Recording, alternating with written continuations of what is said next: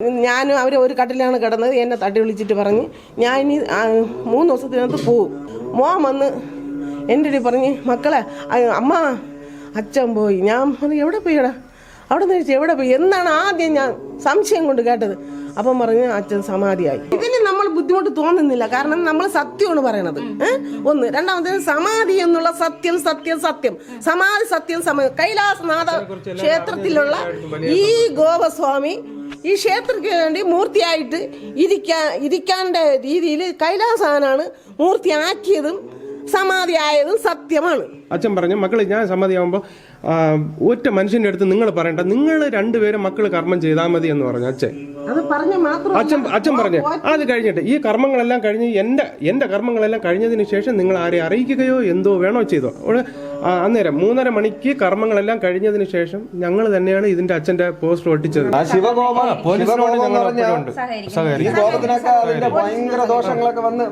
പന്നിയെ കൊണ്ടുപോകുമ്പോൾ എടുക്കാൻ പറ്റില്ല എന്നുള്ള രീതിക്ക് പച്ചയ്ക്ക് വർഗീയത പറയുമ്പോൾ ആ വർഗീയത പറയുന്ന സമയത്ത് ഇവിടെ കേട്ടുകൊണ്ട് നിൽക്കുന്നത് കളക്ടറുണ്ട്, സബ് കളക്ടർ ഉണ്ടായിരുന്നു, DSP ഉണ്ട്, CA ഉണ്ട്, സ്റ്റേഷൻ SI ഉണ്ട്, അതുപോലെ തന്നെ പല സ്റ്റേഷനിൽ CAമാരുണ്ട്, അതുപോലെ മറ്റ് ഗവൺമെൻറ് ഉദ്യോഗസ്ഥരുണ്ട്, RTO ഉണ്ട്, വില്ലേജ് ഓഫീസറുണ്ട്.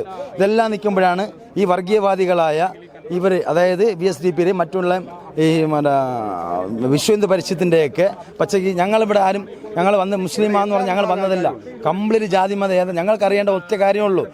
അദ്ദേഹം സുഖമില്ലാതെ കിടന്നൊരു മനുഷ്യനാണ്. താൽക്കാലമായിട്ട് 2-3 ദിവസങ്ങൾ അയാൾ ഒരു 1.5 മാസം കൊണ്ട് കിടപ്പിൽ നിന്നാണ് ഞങ്ങൾക്ക് അറിയാൻ കഴിഞ്ഞത്. ഇവരൊക്കെ അവരുടെ ബന്ധുവും കൂടിയാണ്. ഒരു ബന്ധുക്കൾ പോലും അറിഞ്ഞിട്ടില്ല. ഒരു ആചാരത്തിന്റെ ഭാഗമല്ല അത്. ഒരു ആചാരത്തിന്റെ ഇത് കല്ലറയല്ല. ഇത് ഹിന്ദു വിശ്വാസ പ്രകാരമുള്ള ഒരു സമാധി മണ്ഡപമാണ്. നിങ്ങൾ തെറ്റായ പ്രചരണം നൽകുന്നത് കല്ലറയല്ല, അത് തെറ്റായ ഒരു പ്രചരണമാണ് നൽകുന്നത്. ഒരു സമാധി മണ്ഡപമാണ്. ധനുമാസത്തിലെ തിരുവാതിര നടക്കുകയാണ്. ഇന്ന് ധനുമാസത്തിലെ തിരുവാതിരയാണ്. അവിടെ ശിവനെ വെച്ച് പൂജിക്കുന്ന ഒരു ക്ഷേത്രമുള്ള സ്ഥലമാണ്. അതിന്റെ പൂജ ചെയ്യുന്നവരാണ്. ആ പൂജ ചെയ്യുന്നതിന്റെ ഭാഗമായിട്ട് അവിടെ ഒരു കാര്യങ്ങളുണ്ടെങ്കിൽ അവന്റെ നോട്ടീസ് ഇഷ്യൂ ചെയ്യണ്ടേ പോലീസ്? നോട്ടീസ് ഇഷ്യൂ ചെയ്ത് അവരുടെ സ്റ്റേറ്റ്മെന്റ് എടുക്കണ്ടേ? ഇപ്പോൾ നോട്ടീസ് ഇഷ്യൂ ചെയ്ത സ്റ്റേറ്റ്മെന്റ് കൊടുക്കാതെ വന്നിട്ട് പെട്ടെന്ന് ഒരു ദിവസം വന്നിട്ട് മറ്റു മതവിശ്വാസങ്ങളുടെ ഏതെങ്കിലും ഒരു സ്ഥലത്ത് ഇതുപോലെ നടക്കും? നമ്മൾ നാട്ടുകാർക്ക് നമുക്ക് ഇതിന്റെ സത്യാവസ്ഥ എന്താണെന്ന് അറിയുക. അല്ല, നമുക്ക് വേറെ ഇതിലൊന്നും അറിയേണ്ട കാര്യമില്ല. പുള്ളിയെ നമുക്ക് അറിയാമെന്നുള്ള ആളാണ്, മാർക്കറ്റിൽ പണിയെടുത്ത ആളാണ്. പുള്ളി 6 മാസം കൊണ്ട് കിടപ്പ് രോഗിയാണ്. കിടപ്പ് രോഗി എന്തായാലും അവിടെ പോയി എണീറ്റ് അവിടെ അതിനകത്ത് പോയി ഇരിക്കുകയൊന്നുമില്ല. ഇത് എടുത്തുകൊണ്ട് അവിടെ വെച്ചതാണ്. ഇതെല്ലാവരും ഒറ്റക്കെട്ടായിട്ട് ഇത് എന്താണെന്ന് ഇതിൻ്റെ നിജസ്ഥിതി അറിയണമെന്നുള്ളത് കൊണ്ടാണ് നമ്മളെല്ലാവരും ഇങ്ങനെ നിൽക്കുന്നത്. മരണപ്പെട്ടതൊരു മനുഷ്യനാണ്.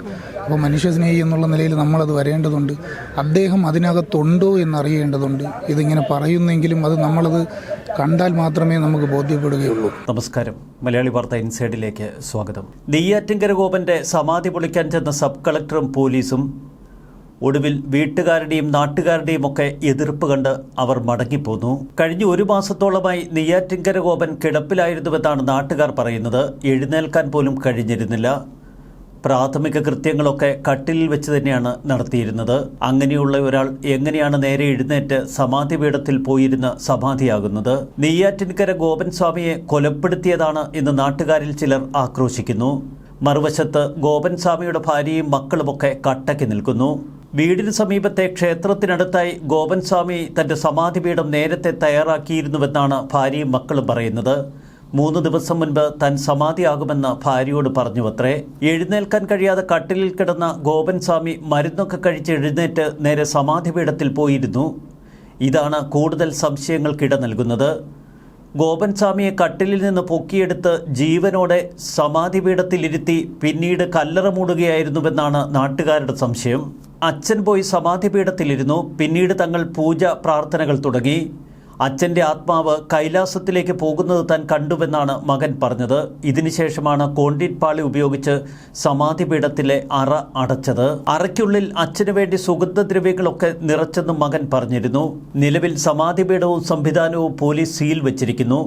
സമാധിപീഠം പൊളിച്ച് നെയ്യാറ്റിൻകര ഗോപന്റെ മൃതദേഹം പുറത്തെടുത്ത് പോസ്റ്റ്മോർട്ടം നടത്തിയാൽ മാത്രമേ മരണകാരണം അറിയാൻ കഴിയൂ എന്ന് അധികൃതർ പറയുന്നു.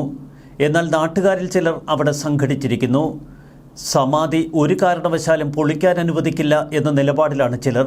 നെയ്യാറ്റിൻകര ഗോപന്റെ ഭാര്യയും മക്കളുമൊക്കെ പറയുന്നത് ഏതെങ്കിലും തലത്തിൽ ഈ സമാധി പൊളിച്ചാൽ തങ്ങൾ ആത്മഹത്യ ചെയ്യുമെന്ന്. നെയ്യാറ്റിൻകര ഗോപൻ സ്വാമിക്ക് വയ്യാതായതോടെ ഏതാനും നാളുകളായി ക്ഷേത്രമൊക്കെ അടച്ചിട്ട നിലയിലായിരുന്നു. ഇതിനിടയിൽ ഗോപൻ സ്വാമി സമാധിയായി എന്ന ബോർഡ് വീടിന് മുന്നിൽ സ്ഥാപിച്ചു. തൊട്ടയൽക്കാർ പോലും അപ്പോഴാണ് ഗോപൻ സ്വാമി മരിച്ച വിവരം അറിയുന്നത്.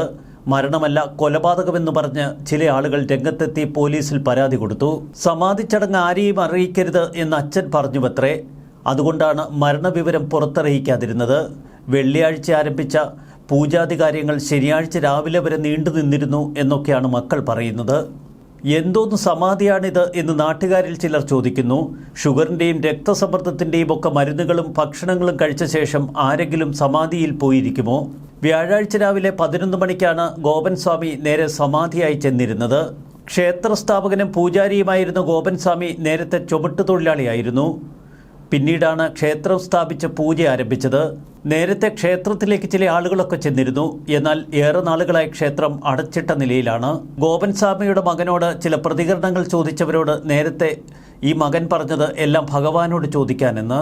നെയ്യാറ്റിൻകരയിൽ ഗോപൻ സ്വാമിയുടെ സമാധി പൊളിക്കാൻ പോലീസ് എത്തിയപ്പോൾ മലയാളി വാർത്താ ടീം കണ്ട അവിടുത്തെ കാഴ്ചകളിങ്ങനെ, ഒപ്പം പ്രതികരണങ്ങളും. ഞാനും അവർ ഒരു കട്ടിലാണ് കിടന്നത്. എന്നെ തട്ടി വിളിച്ചിട്ട് പറഞ്ഞ് ഞാൻ ഇനി 3 ദിവസത്തിനകത്ത് പോവും.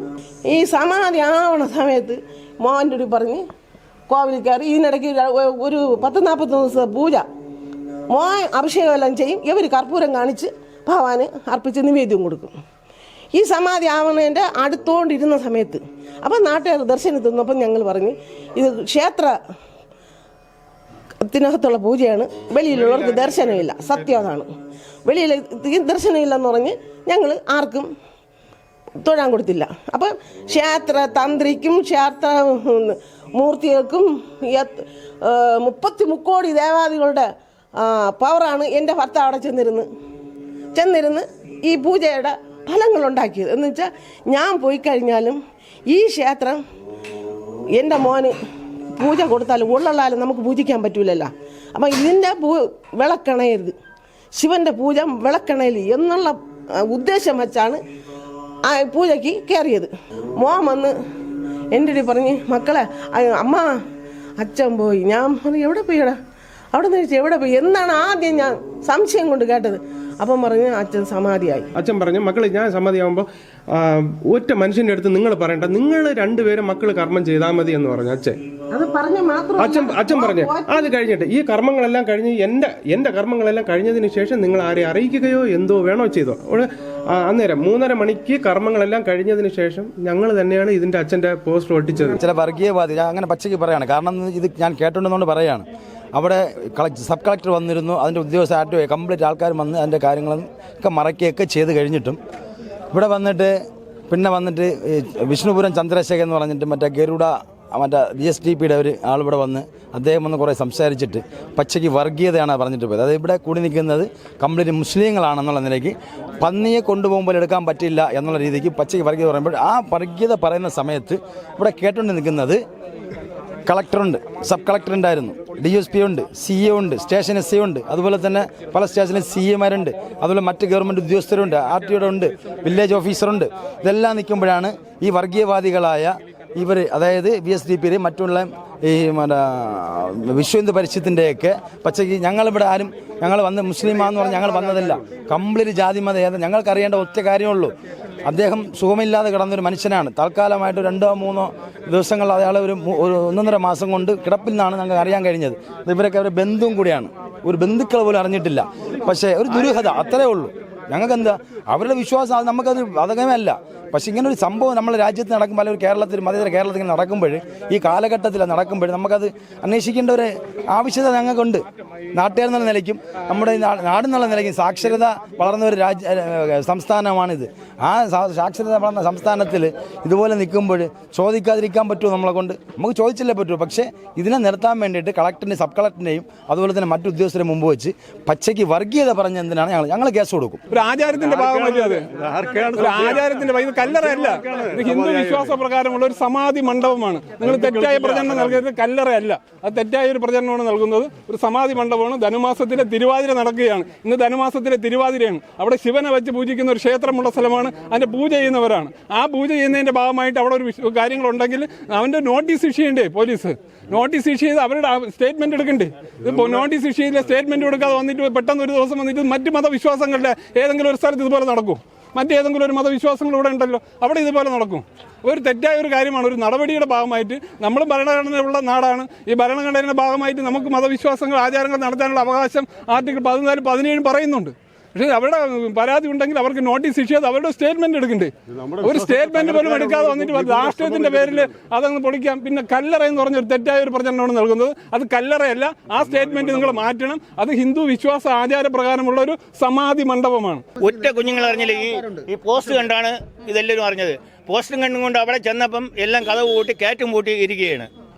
അപ്പൊ ഈ വയ്യാതെ കിടന്ന സമയത്ത് നിങ്ങൾ കണ്ടിരുന്നോ? കയറ്റൂല, അകത്ത് കയറ്റൂല. നിങ്ങൾ പോയപ്പോ പോയപ്പം പറഞ്ഞ് ഇവിടെ കയറാൻ ഒക്കില്ലെന്നാണ് പറഞ്ഞത്. തൊട്ട അയൽവാസി ഇതായെങ്കിന് ഇങ്ങനെ ചാട്ടം ഉണ്ടായിരുന്നു. അവിടെ പോയിട്ട് താമസിച്ചില്ല, കാണാൻ വേണ്ടി താമസിച്ചില്ല ആ പയ്യന്മാര്. നമ്മൾ നാട്ടിൽ നിൽക്കുക നമുക്ക് ഇതിൻ്റെ സത്യാവസ്ഥ എന്താണെന്ന് അറിയുക.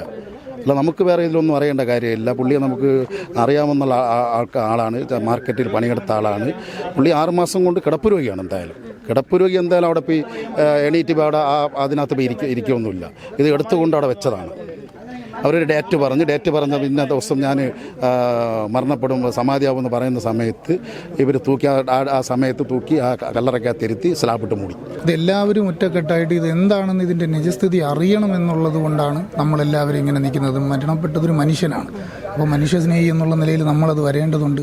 അദ്ദേഹം അതിനകത്തുണ്ടോ എന്നറിയേണ്ടതുണ്ട്. ഇതിങ്ങനെ പറയുന്നെങ്കിലും അത് നമ്മളത് കണ്ടാൽ മാത്രമേ നമുക്ക് ബോധ്യപ്പെടുകയുള്ളൂ അദ്ദേഹം അതിനകത്തുണ്ടെന്ന്. 2 കാര്യങ്ങളാണ് നമുക്കറിയേണ്ടത്. അതിനകത്ത് ആളുണ്ടോ, അദ്ദേഹം സമാധിയായതാണോ, ഇത് രണ്ടും നമുക്കറിഞ്ഞാൽ മതി. അദ്ദേഹം അതല്ലാതെ വേറൊരു സംഗതി നമുക്കിതിലില്ല.